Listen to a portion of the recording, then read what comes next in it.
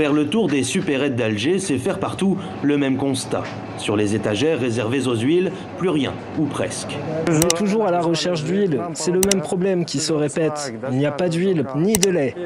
Et lorsqu'il y en a, les rares bidons d'huile et autres bouteilles de lait partent très vite. L'huile est en rupture, on n'est pratiquement plus approvisionné. Jusqu'alors, c'était une fois par semaine, mais ces derniers jours, on nous dit qu'il n'y en a pas. Le lait aussi manque à cause du manque de la matière première, d'après ce qui se dit. Il paraît que le lait va être disponible les prochains jours, mais avec une hausse du prix. Certains magasins ont même imposé des restrictions. Dans celui-ci, l'huile est distribuée, mais en petite quantité. Et même en se levant tôt, rien ne garantit d'avoir une chance de repartir avec une bouteille. Une séquence digne d'un film avec Boualem Benani, mais dont se serait bien passé le célèbre acteur. Je suis venu faire mes courses et je n'ai trouvé ni huile ni lait. Vous voyez, les rayons sont vides, on n'y comprend rien. C'est malheureux. Au lieu de s'occuper d'autre chose, on se retrouve dans une course pour avoir du lait et de l'huile. On ne comprend pas où est le problème.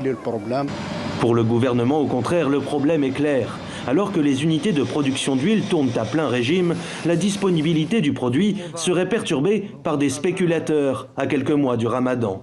Pour le ministre du Commerce, cette spéculation entraîne une pénurie factice qui entraîne à son tour la panique chez les consommateurs. N'importe quel spéculateur ou commerçant qui fait de la spéculation et qui se fera prendre sera traduit devant la justice. Et il sera le premier à être jugé pour spéculation. Il y a aussi un problème lié au comportement du consommateur. Beaucoup se font des stocks d'huile. Pourtant, chaque jour, on met sur le marché 2000 tonnes d'huile. Pour tenter de freiner ce cercle vicieux, le ministère du Commerce a interdit la vente de l'huile de table aux mineurs, soupçonnés d'être utilisés par les spéculateurs. Le Conseil de la Nation, la Chambre haute du Parlement, a lancé une commission d'enquête.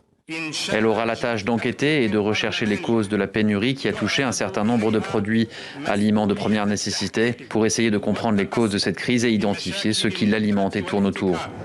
Cette pénurie dans les commerces algériens n'est pas une première. Mais à la politique de prix plafonnée par l'État et l'augmentation du coût des matières premières au niveau mondial, s'ajoute cette fois-ci une réforme douloureuse pour les Algériens. La suppression historique des subventions généralisées aux produits de base, soutenues jusqu'alors par la manne pétrolière. Si ces subventions devraient encore peser 17 milliards de dollars pour 2022, le gouvernement a prévu de les remplacer progressivement par un système d'aide aux nécessiteux à partir de cette année, répondant ainsi aux injonctions du Fonds monétaire international.